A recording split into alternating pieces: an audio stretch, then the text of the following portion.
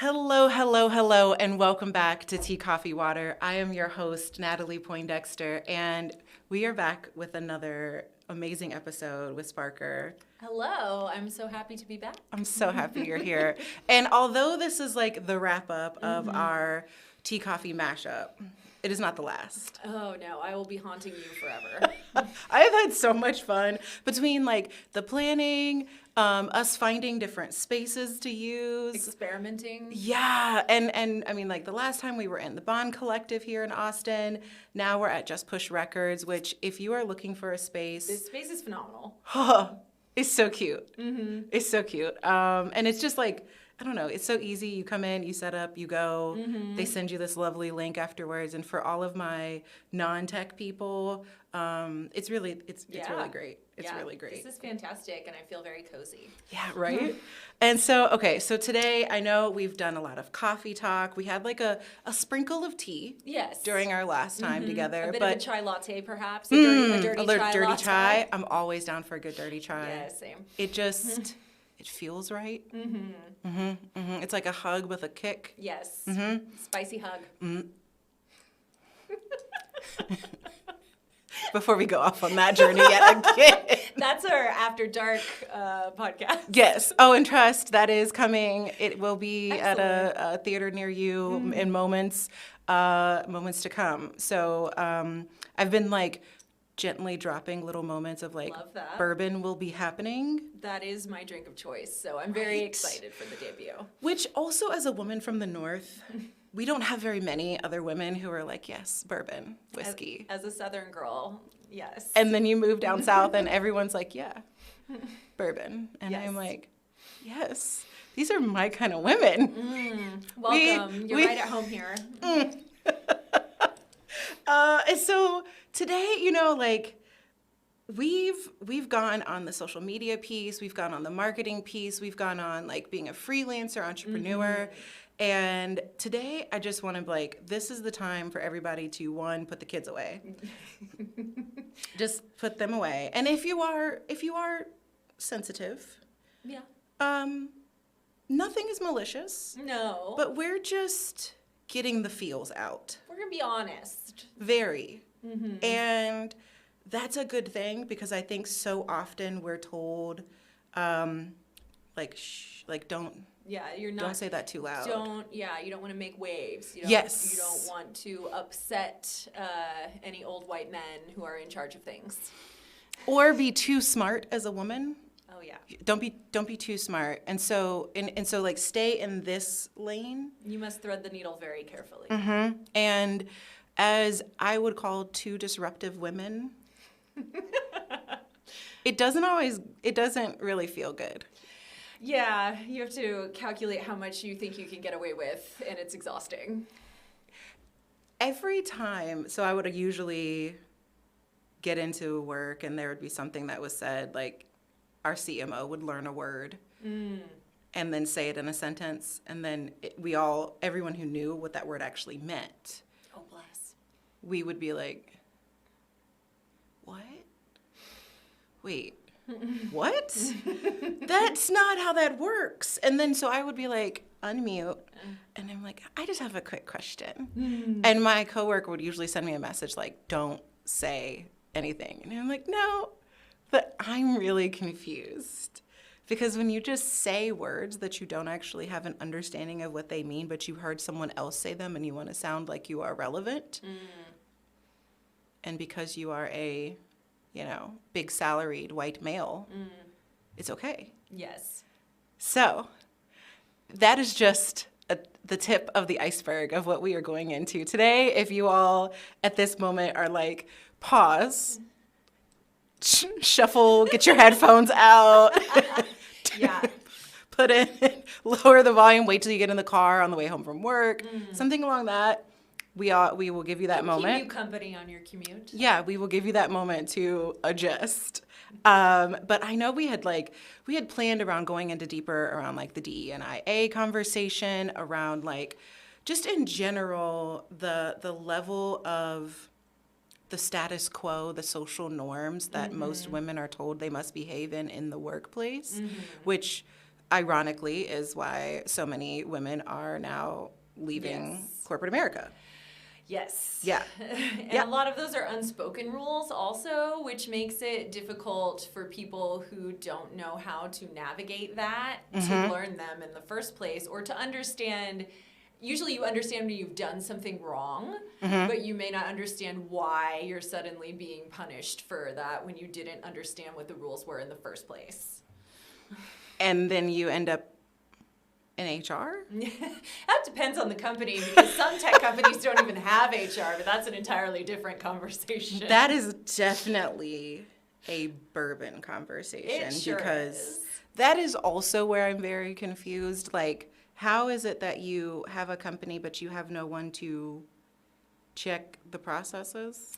Yeah, and that can be, I think, because it's considered, soft skills. They're people skills. They're undervalued. And then when something blows up in your face and you do not have a professional who is trained to deal with that, which I think at this point pretty much everyone should have some sort of conflict resolution skills if they're in management, because you're going to be working with teams of people who don't always get along. That's just the reality.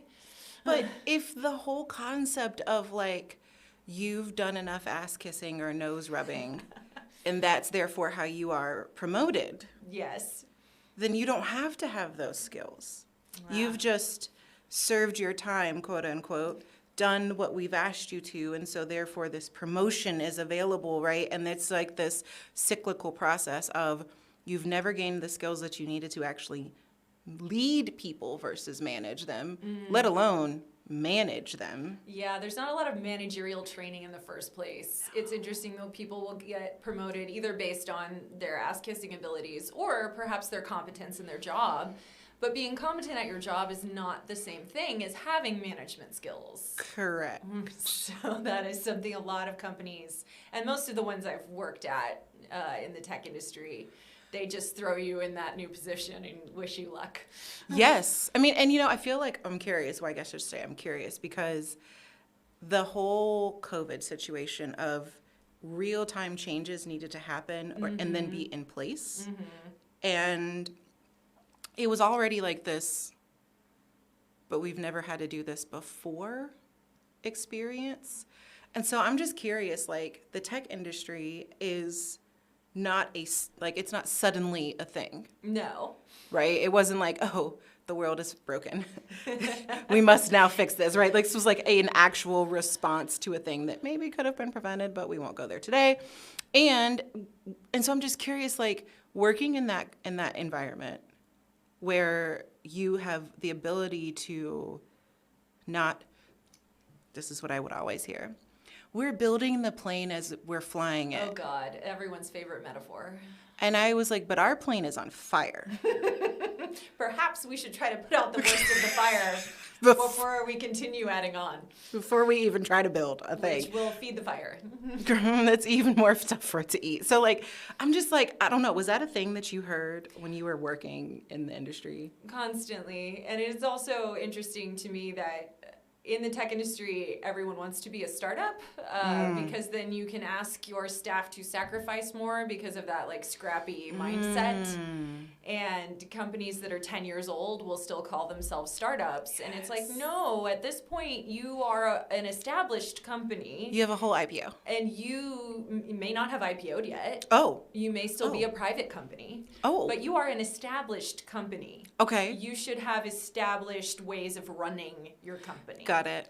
Okay. I would have thought by 10 years you might have. Not necessarily. Okay. That was just presumptuous of me. No, you may still be raising rounds of capital at that point. It really depends on the products and the makeup of the company and the trajectory of the industry and whether or not you decide that you want to pivot in another direction at some point. I've seen all of those things happen. So, okay, because I feel like this rolls into, like, this whole, the last part of what we were going to talk about of just, like, this antiquated mentality of, if you are not giving your all to your job, then you are not a good person not just an employee, but you're, like, it's a questionable. failing. Yes. As society, like, if you aren't blood, sweat, and tears for your job that may or may not be the same job you've had in the same salaried position for 5, 8, 9 years, you are failing your family at that point, right? Like that's the idea, that if you aren't 6 days a week, sun up to sundown, you're not in the workplace. So, but what I'm hearing you say is like the business itself may have not grown in those 8, 9, 10 years, but they're still expecting the same level of work and not giving anything back into their employees. Well, in that case, in the cases I'm thinking of specifically, the business had grown, but it had not yet gone public. Got it. Okay. So, okay. Two different kids, but they were still saying like, we want you to work like you are employee 11, and that can be worth it. I mean, everyone has to do that calculus for themselves. If you're like that early in the company that you have enough equity that if it actually makes it, that you can get, like, that will have been worth you sacrificing the one and only life that you have to work that hard. Like, that's a personal choice, and maybe you'll get lucky and maybe you won't, because something like 60 to 90% of startups fail. So keep that in mind when someone's asking you to work for free for 20 hours a day. Yeah. And I feel like, you know, that is also just like the American folk. Like it's truly that, right? It's not like, I feel like I know people in the tech industry, like in the Middle East, and sorry about that, y'all. Apparently I never muted. We are adding our own sound effects. That was an idea that one of us just had that popped up, and that's how advanced the technology is here. Keeping my notes in front of me it helps me stay focused, because if not, I'm always like, ooh, something shiny. Yes. And then it just turns into this tangent and we've gone completely left, and I was like, what were we talking about? I mean, it's still good stuff. Yes. Very relevant, maybe. Hopefully. We'll find out. Right? So thank you, little laptop, for giving this as a reminder of just to... But yeah, okay, so thinking back to like transitioning out of that. And it's still this... I remember like my first 3 months post working in healthcare technology. It was a startup. It had gone public, but still very much so, like, even though we're in, 20 some odd markets, which is like 20 some odd states, and had our tech, in another country, we still were in this, we're still building the plane while we're flying it. Yes. Like, that was still the thing. Like, but the conversation that I would get back from my, like, managers was, you're expecting too much of us. Interesting. Yeah, they want you to sacrifice yourself, even though you will never see the return on it. So it's, and I think more people have realized that, and that's why it's been especially depressing over the last year to see like any smidgen of workers' rights and like power that employees had is just gone away because of this imminent threat of a recession that hasn't actually materialized. And the tech industry itself, there have been a lot of layoffs, but from my point of view, most of that seems to be the result of a zero interest phenomenon where a lot of companies were able to get a lot of money and then overhired and mismanaged that money and overall did not make good choices because the focus was on we can only ever go up and to the right. And like that amount of like hockey stick economics is simply not available to us. And you do have to, when you are in charge of all of your hundreds of employees' well-being and lives, and they might be the breadwinner for their family, you should consider that and plan for not always having up and to the right hockey stick economics happening, because that's not realistic. And it's so not realistic, especially when you haven't planned properly. And you won't listen to experts. No. Like, the sign of a good leader is someone who is willing to hire people smarter than them, because you can't know everything. Correct. And even if you did somehow know everything, you can't do everything. No. Well, you can't do it all well. at scale. No, right, at scale, right? Like you might be able to do like a piece of it well for a moment in time. Yes. But then after that, And if you are somehow able to do everything well by yourself, you will burn out because it's not sustainable. No, and I feel like that's a lot of the conversation that we have as like entrepreneurs, freelancers of like, you cannot do it all on your own. No, it's not sustainable. You may be able to for a while. It may be even for months, maybe even for a few years if you're young enough that you can abuse your body in that way. But there will come a time that there will be a knock on the door and you will no longer be able to burn yourself at that pace. Yeah, but I think it's also this reminder of, is it like the value? Like, is it worth it?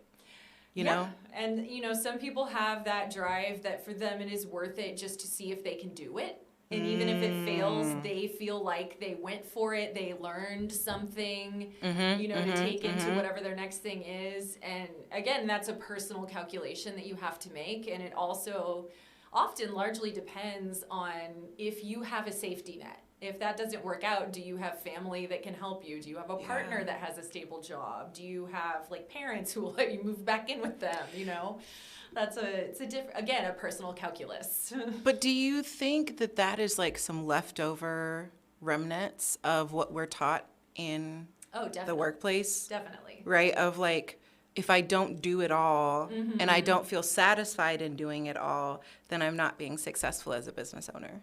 Yes, and I think it's part of a larger pressure from our society that frames all of this from the expectation that you should be able to give all of that because you have something to fall back on, whether that's generational wealth or an extended family who's willing to absorb the impact of whatever did not work out for you. And frankly, not everyone has that. No, not most more, people more don't people have that. not. More people have generational trauma than generational wealth. That is. I had to take a moment there. I was like, well, this is about to shift. We're no longer talking about anything that we were going to talk about. Because I feel, I will say this. I will say also, I feel like, and I said this at my last job to like a private group. I was in a DE&I group, or ERG group, I'm sorry. And, we were just talking about we actually need a space for the first few months of work where we can have like a trauma release, where we are just given the grace of, we came into this workplace with some leftover trauma from our previous workplace because we don't ever have the ability to like take a break. To actually decompress. Correct. And so we've put in our 2-week notice at our previous job. We've then taken maybe a day, started the next job, and we're now thrown into it, and we never process anything that we left. There was a reason that we left. Right. Whether it was a good, bad, or ugly or in between, there was still a reason that we left. And if the workplace was perfect that we were leaving, we would have never left in the first place. If there was a utopia out there somewhere. And so, like, how do you... that was what we were talking about in that space of just like, how do you find some grace to work through the trauma and make sure that your current workplace isn't a reactive response that you're giving, and it's more of like a moment for you to process and say, okay, is this a thing that I'm really concerned about, or is this like this thing that I've experienced before and I see it coming back again, and so now I'm immediately reacting? Yeah, and I think there's so much to unpack around that conversation in particular, because who do we ask to be on the DEI or ERG? Who do we assume is going to take those roles and all the time, do that emotional labor? All the women, all the minorities. And be expected to teach other people what they're supposed to know, whether or not they're willing or interested in learning. And then you just expecting that to go well. That's a set of very interesting assumptions that a lot of companies make. But in most companies I've been in, it's been completely performative in the first place. Oh, yes. You have this committee and we're asking the people of color to be on it, but it's all just for show. Like there are no actual changes that will be implemented. And I think a good rule of thumb of seeing if a company is even trying to mean it is to go look at their leadership page and see who actually holds the positions of power in that company. Chances are you'll see not a lot there. And, you know, there might be 2 women, maybe. Maybe. They're probably in HR and marketing. Yes. Literally, the last place I worked, it was just like that. We had one chief, HR. The other was legal. Yeah, so that's always a good indicator of how much a company's really trying. Yeah, it's, and I felt like I got hired for this role right out of COVID. I was very excited, and it was probably like my second week there. And they were like, well, you know, we have this DEI group. And I was just like, Oh, interesting that you would tell me about that. Do you tell all the new hires? really? You know what I'm in my moment of also like, why are you telling me about this? Like, I just got here. So like, what do I have to offer to that? But then also it also was like that moment of just like, well, I'm also the only one that looks like me on my team. How fun for you. Is this maybe? Is this? And then actually, like, I went to one of the meetings and I was asking questions and they were like, hey, yeah, we don't even have a budget. Oh, that sounds right. And I was just like, well, what's the committee supposed to do? Yeah. What's the point of it? It's And performative. it's all just like, I'm just like, I don't know, in my space of challenging conversations and truly asking, like I met with a client yesterday and she's like, this is what we should do. And I was just like, why? She's like, what do you mean why? And I was like, no, I mean, why? You can actually do that. Why do you have to go and partner with someone in order to do it? Like, you have the capability of doing it within your team.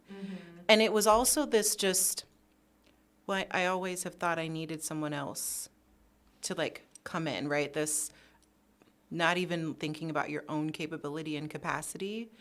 And I just wonder, like, I feel that it is all the leftover gunk and ick of working in corporate, whether it's the nonprofit industry or the for-profit industry, it doesn't matter. Yeah.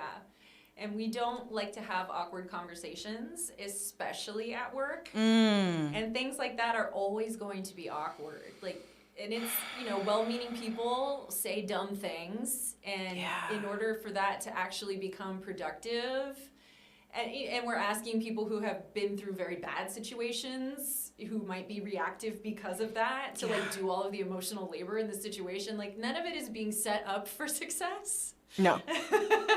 But I think the first step is acknowledging that, like, yeah, that's going to be awkward, and like trying to facilitate a way, if you actually mean it, if you actually want to make progress with something like this, you know, it's going to be awkward. Bring in professionals who can help facilitate an actually useful, like, for lack of a better term, safe space to actually have a meaningful conversation and to help people through what are awkward and difficult feelings. And, you know, have a lot of white people got to work through their defensiveness because they show up just so defensive. Like, I've never done anything wrong.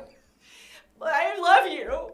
It's like that. Okay, it's not about us right now. Like, like, get over it, girl. Thank you for saying that in this moment. Just thank you for saying that, because so often, like, I had this moment, and I'm realizing also, I'll start here. Creating boundaries is really hard. Yes. And also, boundaries are just for you. Yes. Which it took me a long time to realize that. Yeah.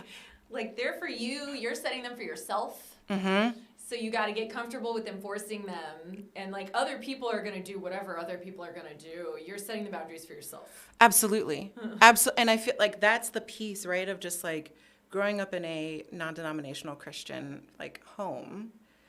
Our boundaries were, there weren't any, like, because that is not appropriate. Right. You must give and always give. And even if you have nothing left to give, give.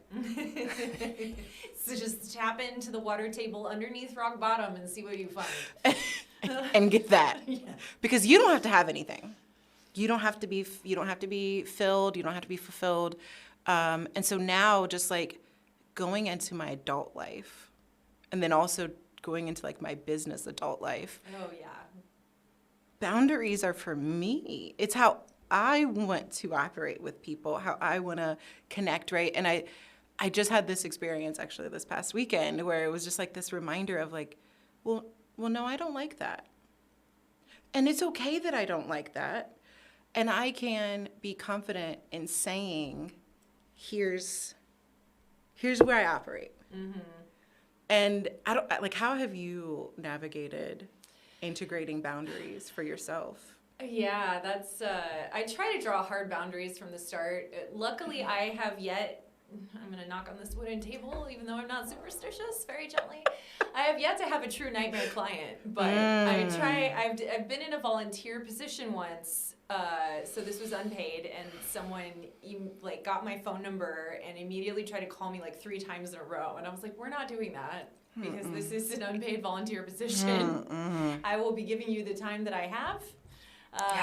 I will not be answering these phone calls.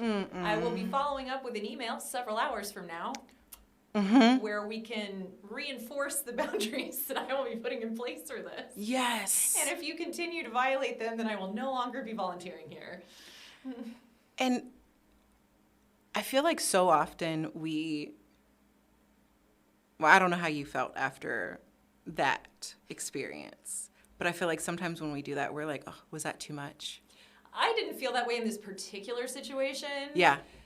But I think it's because I've had more practice with that over the years, in realizing that like it doesn't reflect on me. I mean, there's always that instant of like defensive reactiveness that you have, but when you practice, also because that's an uncomfortable thing, like people just don't like to be uncomfortable. No. So we try to just gloss over it, and it's like the more practice you have of like sitting with that, like, oh, this sucks and I don't like it. But like there are times of life where you just kind of have to sit in the suck.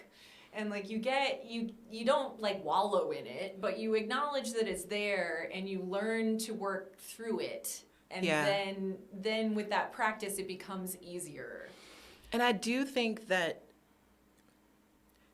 the opposite of that is, do you sit in your own ick of feeling like, ugh, I would prefer to not feel this kind of a way, because I kept saying no to myself.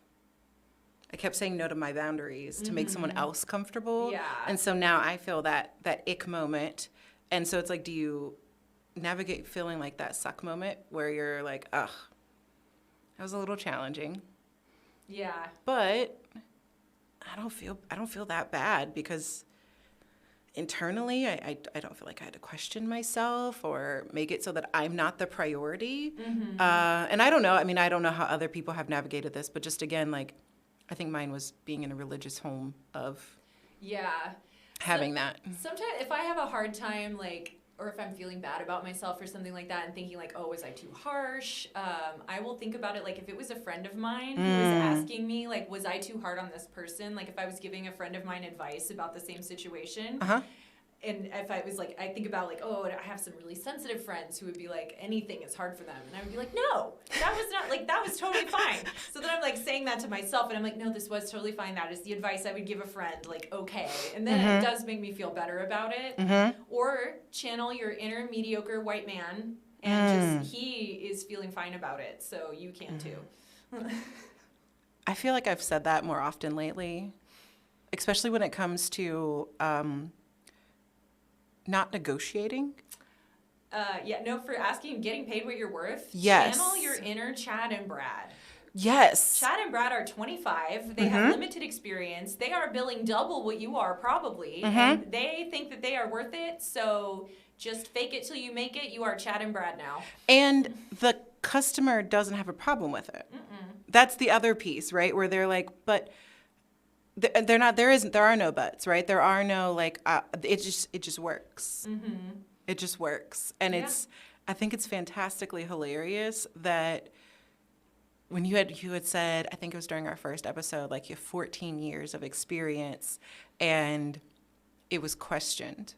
Oh, yes, I did. I talked to a man about setting prices, and he was like, oh, that might be a little high. And I was like, would you be saying that if I wasn't me? If I was you, would you? And did I share about the experience I had with the banker where I was like on my soapbox explaining why women should? Okay, so Yes. I was on a podcast recently, and I think this is like so relevant to share. So in the procurement world, in the like you're working on multi-million-dollar projects, they have this list, and it's a category job classification list. And then they have prices structured at your hourly rate, which is very comparable to what you would get, as an average pretty much anywhere. Yeah. Not necessarily like your Californias, right? Because theirs are so high. But It's its own country in a different way that Texas is. oh boy. I saw some of their comps and I was just like, I don't live in the right state for this. But they have to pay state income taxes. Correct. So that makes sense why theirs is nearly like double and a half from what we would get here in Texas. But using our tiny little country as a state of representation, you have like this like, okay, content developer, right? Content developer gets X amount of dollars per hour, period. It doesn't matter your level of experience. It doesn't matter your background, none of that. If you are labeled as a content developer, and that is what you'd be doing on this project, it's X amount of dollars per hour. Now, on top of that, you have overhead, which, depending on where you are, is a certain percent, which would be here in Texas, it's 90%. So you times your hourly rate times 0.9. And then you add another overhead, which, so you have like your you have your allowables and then like your overhead, right? So at some point you could go from $50 an hour to like $130 an hour. All because that's looking at like your benefits, your supplies that you need, right? Because those aren't built into procurement. Like that's built into your hourly rate. So if you're getting paid $130 an hour, you better figure out how to buy some pens. Yes. And that's how it works. And so like looking at it from that perspective, like if you were working on a contract for a hospital system, for a local government, for whatever it might, construction company, you have a rate that is already preset.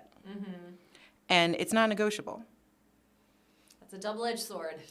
However, as you look through this job classification list, you actually get to find the rates that you want in a way where you can justify, right? Maybe you really aren't a content developer based on your level of experience and your skills. Although you will be developing the content, you might actually be a director level. Which will then bump your hourly rate, which then, of course, bumps your overhead and everything else, right? And so it just, for me, it puts it into a different perspective of here is where I think I'm at. But then when I go and I look at what this manager position, this content manager position is, and I look up what their roles are, and I'm like, oh, that's actually what I do. So now you have this ability to say, oh, no, this is actually what I should be getting paid. This is actually what I do. And here's my hourly rate. And so I just think I'm using that as an example of women so often will undervalue their work. Yes. And when you look at it like that, we're missing so many pieces. I just went to a freelance coffee meetup where we were talking about this exact same thing. And it was all women, and a lot of them had more experience than me, and they weren't charging as much. And they all do similar work. And I was like, you need to be charging more. Yeah. And sometimes it can be a hot tip if you are looking at going into freelancing. Take whatever your salary is divide that into what it would be hourly, but then you need to add like 30% because you're now paying for your own benefits. Yes. And all of that good stuff. Like if you're a solopreneur like me, then you don't have to pay for office space, but if you can't work from your house all the time, you are going to have to, pay for spaces to work outside the home if you belong to, say, the Bond Collective, or even just going to coffee shops, like that is deductible, but it's not free. No, and it's like even you have to think about your transportation. Yes. Right? Yeah. So like, what is my gas? How far do I have to go? Right? All of those things. And professional networking fees, all this oh stuff. My gosh, yes. That was the nice part of working in the tech industry, is that you do get the perks like that, where they're going to pay for you to join professional industry things. They're going to give you money to do professional development. They're going to give you, dumb perks like candy in the office. And I'm like, I would rather have more money. But sometimes there were moments where I'm like, you know what, it was fun. But if only. But yeah, I would rather be paid in money than candy. But free parking downtown, there are perks, and so you have to decide when you're figuring out what to charge. How much of that you have to factor into what you're charging by the hour, by project. Whatever makes sense for you and the clients that you're working with. Do you ever think like? And I have these conversations with women all the time, and it's usually this hesitation, I think, around the conversation around money. Mm-hmm. And I don't know, I'm just curious, like, when will that shift? Like, what shift that has to happen for us to be like, damn straight we're worth that? Yeah, and I think part of it is because we are socialized in society as a whole to not talk about money. It's seen as gauche, it's seen as rude. I have a lot of friends who won't talk about how much money they make. And so I think part of it is getting that conversation going with your friends, because it really is going to take like a societal shift. And especially friends that are in similar jobs to you, talk about how much money you make. Yeah. Because that is only going to help you. Like if you're salaried, that's going to help you in your next negotiation. If you have no idea where to start, talk to a recruiter. They can help you figure out how much you should be making. We already talked about like how you can divide that up if you want to freelance, or if you just want to freelance on the side, figuring out what to charge. There are also, groups you can join where they'll help you find work and then they get a cut. But that can help you if you're just starting out and you were doing it to like build a portfolio in the first place. It's not a bad way to start.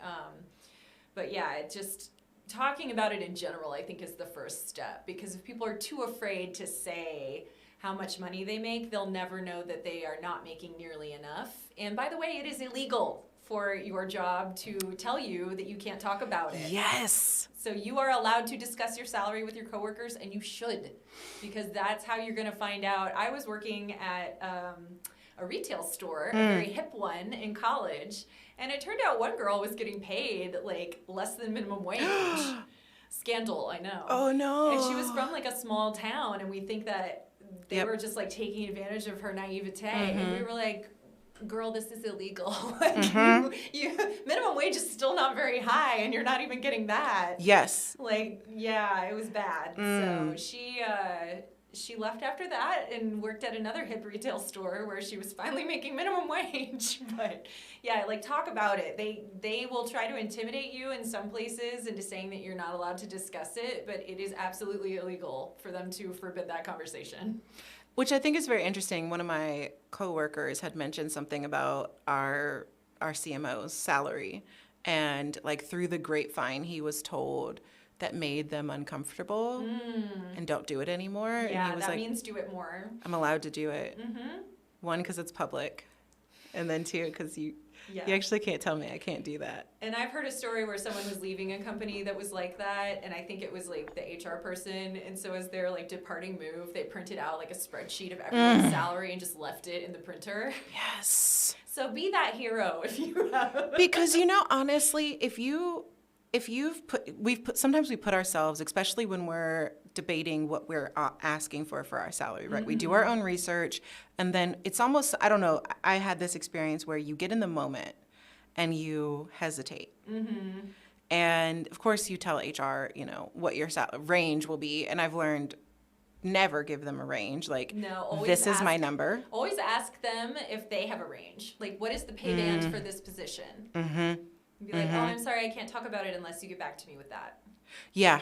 And being okay with that, right? Because again, being uncomfortable. Yeah. It's going to be awkward. Yeah. Stop talking because Yes. they also feel awkward, and then they will want to also end the silence, and it is way more likely that they will come back to you with something. And I've also learned that, like, in this realm of like talking about money, right? Like, it is very awkward Yeah. to talk about money because but it's awkward internally because we're like, oh, if we say it's too much, then someone's going to be like, oh, wow, that's a lot of money, right? And if we don't say it's Yeah. enough, then we get the other spectrum of like, you should be Oh, charging more. You're really devaluing yourself. Yes. And then, like, people will feel bad for you. So it's like, either way, It's you weird. feel weird about it no matter Yes. where you are.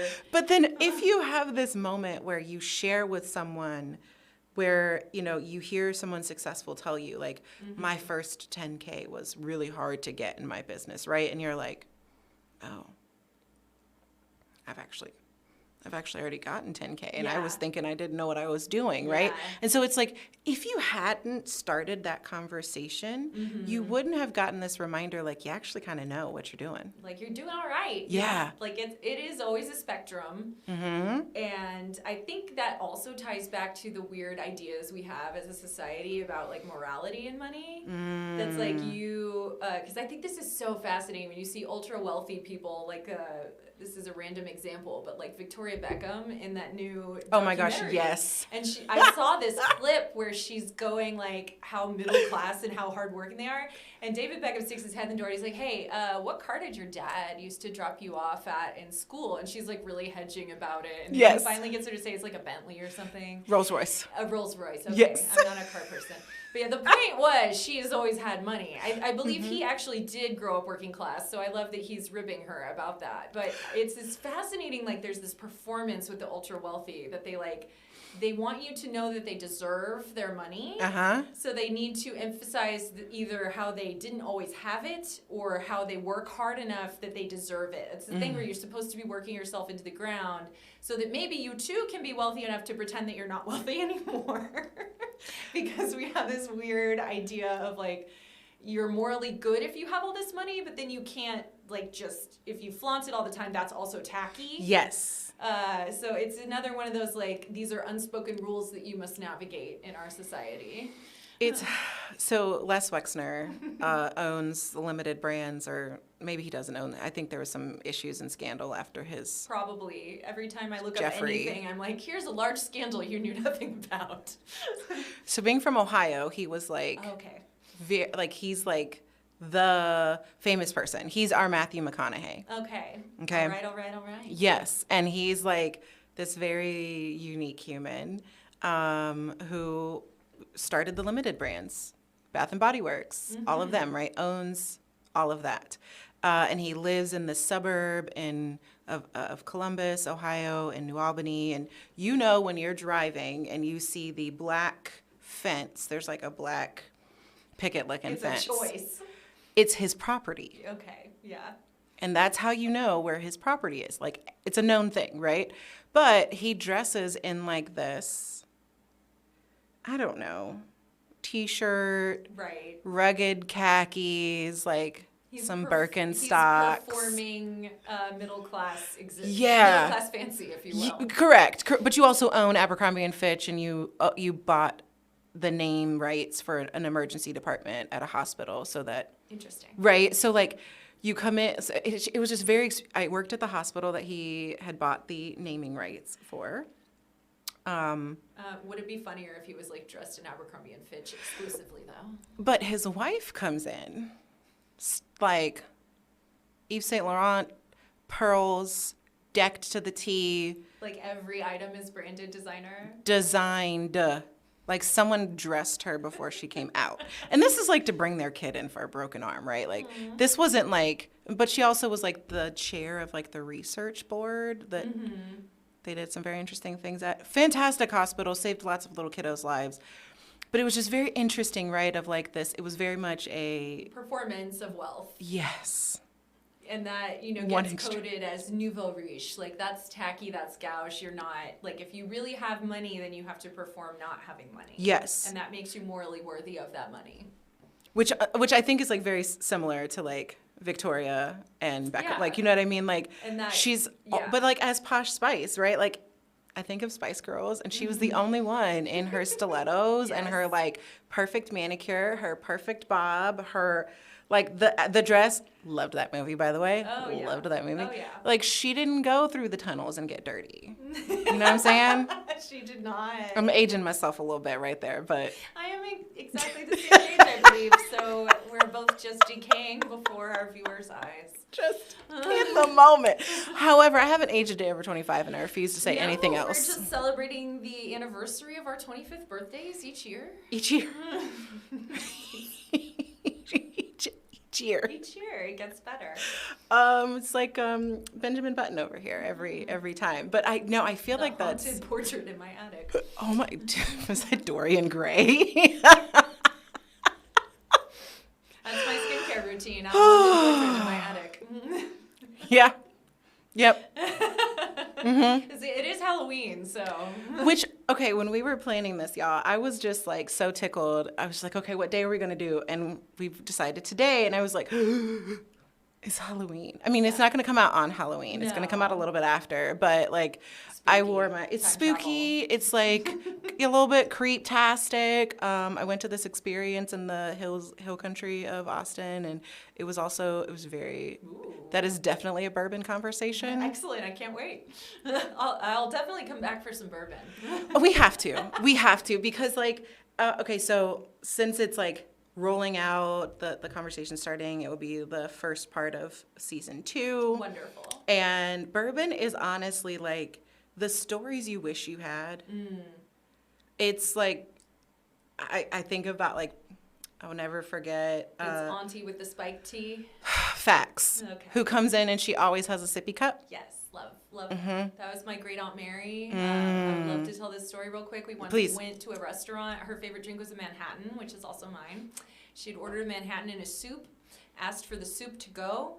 They brought her a child's sippy cup, and she poured her Manhattan into it and toddled out the door. And I respect her every single day for that move. This wasn't the one on the boat with you, was it? Maybe. The ferry? You were on a ferry. You were like off somewhere, and oh my gosh. I live vicariously through your life. No, I do, because you sent me a picture. Oh, no, that was a stranger. Oh, sorry. I just went to a family reunion recently, and we did a like sunset cruise, and there was a woman on the boat with us. She was a stranger, and she had brought her own handle of Jack and was just like offering people some of it. Just a little taster. And she did pour some into my other aunt's Diet Coke, which she was unable to drink, but the gesture was appreciated. And so that woman, a stranger, is also my hero, whom I have nothing but respect for. Facts. Yes. Like, that is bourbon. That is the bourbon moment. It'll be, me sharing the, like, uncut version. I shared a story about getting introduced to someone as a EMT. Like, I was an EMT, and my friends were like, meet him. He's wonderful. It'll be great. You guys will be so great. He's this lovely Spanish teacher, high school Spanish teacher. Needless to say, it didn't go too far. We didn't. It didn't get past. He didn't bring a handle of Jack onto a boat and give it to strangers? Well, that would win my heart. He asked me what my craziest experience was as an EMT. Oh. And I was like, I'm not going to tell you that story, because my crazy is not the same level as everyone else's crazy, because I've seen some real crazy things. I bet. And so he's like, no, I'm not squeamish. Oh. Tell me. And I was like, dude, seriously, like, you're probably not going to talk to me, because I'm very vivid when I tell my stories. So you were unfortunately correct in this estimation of his constitution. Yep. Afterwards, I knew where it was going wrong, and I just kept going. I just let it out. I just let it happen. He asked for it, so you only delivered. And I gave him multiple opportunities to turn that down. That's beautiful. Yeah. Yeah. So those will be the bourbon moments where. I can't wait. Yeah, I'm very excited. Like, when you tell me you're trail running in the mountains, and in my mind immediately goes to 144 hours. Oh, yeah. That's why I go with people. Yeah. So I'm not trapped under a rock in the middle of nowhere. Sawing your arm. I'll sawing my own arm off. May I never learn if I have the constitution for that. Could not. I would have I don't even know. You're a brave woman. I did a trail race on Friday the 13th, but there were like thousands of people there, so. Okay. Yeah. But when I messaged Sparker, I'm like, hey girl, check this thing out. And she's like, okay, it'll be a little bit because I'm on this trail right now and I'm like looking outside and it's pitch black. Yeah, there was a new moon. There's no like moon that weekend. It was the eclipse weekend. There Yeah. was a lot. I was like, so many things happening. please send me final girl energy, just in case. And so I was like, but who are you with? Like, I immediately was concerned. Like, drop a location. I probably won't come get you because I'm black and I don't go to the forest. I but respect that. Know your limits. I'll send someone. Mm-hmm. I'll Yeah. wait at the entrance with like a floodlight. Yeah, no, it's called the Ragnar. They do it every year. There were thousands of people there, so no, I don't do that alone because I am accident prone. So hopefully there will never be a movie made about me getting my way off a mountain under these circumstances. But there won't be. But if there was, it would be a fabulous, fabulous movie. Like, I feel like it would just be something so ridiculous that it wouldn't even, it would be like a next book, the next like novel of some sort, right? Of like the I don't know. I'm just like, my imagination is immediately going to the most like outlandish things that you can think of. Well, I'll leave you with one more anecdote for how the movie could go. Please. I went hiking in Canada this summer, and my friend and I made it to the summit, and no one else was around except this goat. He was super cool. He was a mountain goat. And then, keeping our distance respectfully, you respect the nature. And we were coming back around. We thought he had left. And like, as I'm coming around a turn, he just pops up like right in front of us. And I was like, oh, like made that noise and it scared him. And he was like, oh. And like, thankfully we like gave each other space and then he did actually leave. But I was like, this would be how I die. That like a mountain goat gets scared and like knocks me off the mountain. Yeah. And my little friend Jennifer I was with weighs like 100 pounds. So like she can't carry me down a mountain. So coming soon to a theater near you is hopefully not that story, and I think we can But if it is, I was gonna say, but if it is, it's the meme that I sent you where that woman was trail running and she had like a flock of sheep. That was amazing. Yeah, that's my new goal. I'm gonna go trail running in France and hopefully become a shepherdess by accident. Yeah, that I'll hope if I ever find it again, I'll share it with y'all. I promise. But I sent it to Sparker and I was just like, "This is you. Yeah, this is you." In my dreams. It was lovely. She had like 100 sheep following her, and they waited for her to like tie her shoe, and then they just kept on going because they didn't know what was happening. And some days I feel like that flock of sheep. Freelancing is a journey. Oh, facts.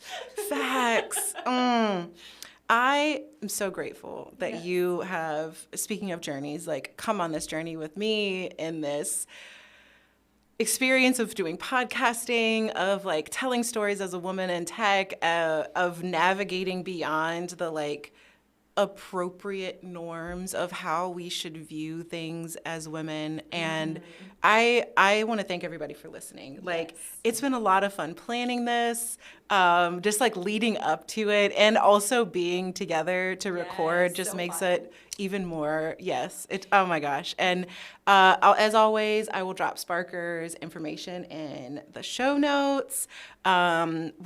This is not the end. No, I'll be back for bourbon for sure. Oh yeah. And as things evolve, like we have to do a follow-up, see how things are going, see how you're taking over the world.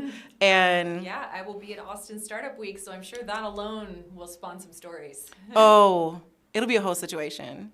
Definitely. I'm looking forward to it. Girl, it is going to be. So if you are in Austin, this is actually going to be coming out right during Startup Week. Yes. November 6th through 10th. So if you're running around downtown Austin, check us out, find us, say hello. You see us, we're both tall. Yes. Yeah. And we'll likely have our giant Yeti. Our giant Yeti, please sponsor us. Thank you. Hashtag. We're very hydrated. We keep We you love with us at all times. We love you, a local Austin brand. Okay, but we really do, because let me tell you, I'm sorry, y'all. I know we're ending, but in Columbus, Ohio, we do not have the Yeti experience. And when you're in 100+ degrees heat, You need it. oof, You need it. oof, they are good. Yeah, they are real good in their capabilities. And those coolers are a trail runner's best friend when you're camping and you need to have hydration and food. Yeah. So shout out, we love you. Hashtag Yeti, come find us. We do Tea.Coffee.Water and bourbon. Yeah, we can drink bourbon at your bar, record there. Sound quality might not be great, but we're down for adventure. It'll be a whole experience. They might not let us back in post And first that's episode. how we got banned from the bar that is in the Yeti store in Austin. They would be like, if you see these ladies, There's a sign on the door that's like, do not admit. if they have microphones with them, definitely don't let them in. Fantastic.